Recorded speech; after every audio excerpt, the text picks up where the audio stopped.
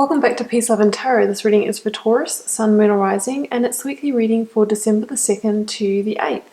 This week, Taurus, we have the Mirror Oracle card, we have the World, the Ace of Wands, the Hierophant, the Lovers, the Five of Pentacles, and the Moon. So, really significant reading here. Taurus, we have 4 out of 6 major arcana, and for me the aces are almost a little bit like that as well, because they're very powerful cards, new beginnings. So the more major arcana in a reading, the more significant the event is, and it can link to the karmic contracts, the big themes, the life lessons, as does the World card. So we have a strong ending, a new beginning here, and I think it relates somehow to some kind of test of faith, some kind of institutionalized setting, whether that's a relationship, workplace, career, or your place of study. So just going to start off by reading out that Oracle card, Mirror. Who or what is triggering you? So yes, obviously it could be somebody in that setting that has been triggering you. The filter of your own experiences, the filter of your own experience is how we experience life 90% of the time, through our own projections. When someone reminds us of an unhealed experience, we get triggered. Often it's an unconscious thing. People and situations can trigger our mirrors to reflect back to us what we believe to be true about life, the universe, or ourselves. Mirrors pointing to our shadow and our light. Mirrors revealing parts of us that are yet to be accepted, witnessed, or loved. Yeah, interesting. I feel like that is so descriptive of what I was seeing in your recent past here with that Five of Pentacles and the Moon. When I pulled these two cards, I heard, it's an illusion, this lack mindset, this failing to see the bigger picture. It's an illusion, and it's created by your own mind, and it could be triggered by somebody in this situation, be it a partner, a romantic interest, a boss or colleague in the workplace, a mentor, a lecturer, a fellow classmate, if you're a student, somehow triggering you to mirror this back to yourself. Maybe you're dealing with somebody else that has a lack mindset, a victim mentality, acts like a bit of a martyr, isolates themselves or withdraws from situations, and maybe because you've been, interacting with this person, and it could potentially have been triggering you. But if it triggers you, it means that you hold that part in yourself as well.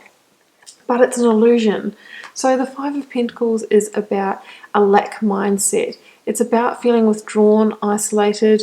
It could even relate to financial matters, scarcity in finances, scarcity in self-love, all of these kinds of things. Now, these people here are without proper footwear, food, and a bed for the night, but they are passing this beautiful refuge of the church, but they don't see it because they're too consumed by their own misery. They're too wrapped up in that misery, the negativity, the scarcity mindset, that they don't see the beautiful things, the blessings, the offerings, the positivity that's around them. So, they're not seeing the bigger picture, and it's saying that, by keeping yourself small, you're keeping yourself stuck in that mindset. It's the bigger picture that brings perspective. Now, this here is the Hierophant as well, stands for the Hierophant. So these people have no faith. And, when people have no faith, that's when they have no hope.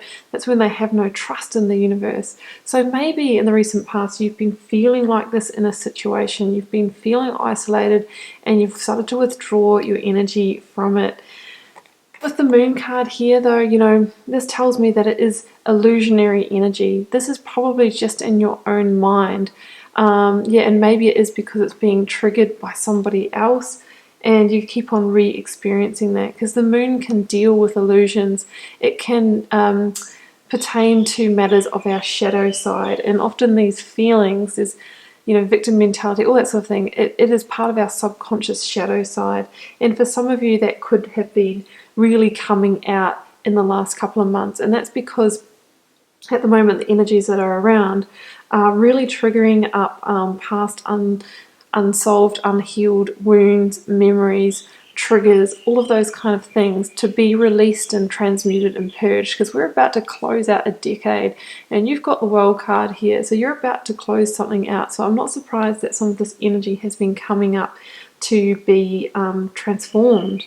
Yeah, the Moon card can also talk about needing to put ourselves together as a whole and tune into our intuition in order to move forward successfully in situations, because we have the tame dog here and the wild wolf. That kind of, it's almost like our subconscious and conscious, our shadow side and our side of lightness. So maybe, you know, you need to accept and acknowledge that, yeah, you know, life's not perfect. Sometimes we do feel, you know, really feel our shadow side, and it's something to be accepted, but we can't dwell and live in that all the time. Otherwise, that's when we get in that lack breeds lack mentality.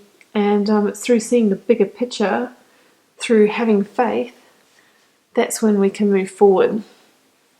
Now, focus energies this week: the Lovers and the Hierophant. Okay, so before, the Lovers was just a love card in tarot, and a lot of people just read this as a relationship card, a love card. It's actually traditionally a card of big decisions around, you know, heartfelt matters, matters of the heart, big key decisions in life. So I'm thinking for you this week, some of you might need to make a key decision around this situation to transform it. Now, we have that with the Hierophant. So as mentioned before, this talks about institutionalized settings. So it can be the institution of marriage or committed relationship or de facto relationship, long-term relationship. It can be in the workplace, you know, relating to job, how you earn money, that place of work and people associated with it as, you know, a place of study, that kind of thing. And it talks about values as well. Maybe some of you have been in a situation where you feel like you've had to march to the beat of somebody else's drum, follow the values that were imposed on you by maybe your parents, maybe by, you know, a workplace or something like that. And I feel for a lot of you it's not in alignment, and that's why we have this feeling of being triggered all the time. And maybe it makes you feel like you've been in that lack or isolation mindset. So the values of the past, or those imposed on you, are represented by this key here. But the other key that points to the future is about your own true values, things that are in alignment for you. So it asks you to make the key decisions around a big decision that's going to lead you into alignment. It's going to lead you to be able to live by your own true values. So I feel that that is coming for you this week, some large decision, and that decision is going to bring something to huge completion.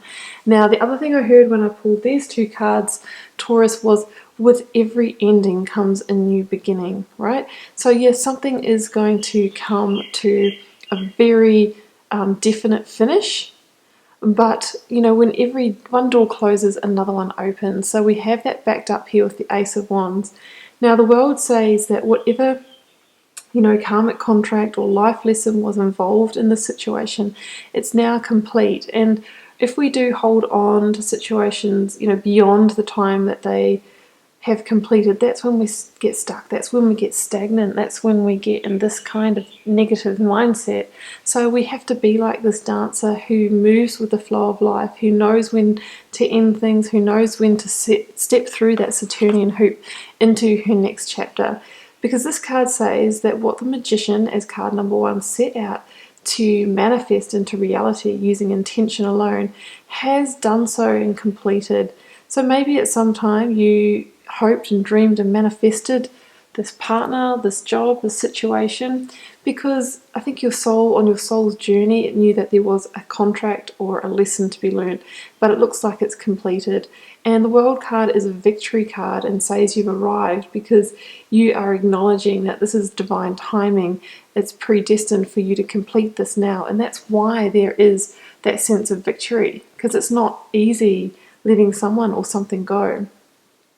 But we have the beautiful Ace of Wands, which is your new beginning, right behind it, Taurus. So the Ace of Wands can be a passionate offer, be that in the workplace, a new job, a new role that's going to make you feel, you know, enthusiastic and passionate. Can be a passionate new offer of love for those of you that are seeking it. It talks about, reconnecting with our sense of spirituality, gaining growth. It talks about taking action in a new direction, and it has that element of divine timing as well. So it's saying there's something knocking at your door, Taurus, but first you need to shut another door first. Now, the thing with those aces is that they are the first card in each suit, so they are the seeds of pure potential. And as we know, when we plant seeds, we can't just leave them in the ground. They need to be nurtured, watered, and cared for, and that's when they sprout and grow and into something beautiful, into a harvest that we can reap in our next season. So whatever new opportunity comes in for you, Taurus, make sure you tend to it, make sure you nurture it, make sure you take action to pursue it, and then you'll find yourself effortlessly opening up your new chapter. So Taurus, that's what I have for you.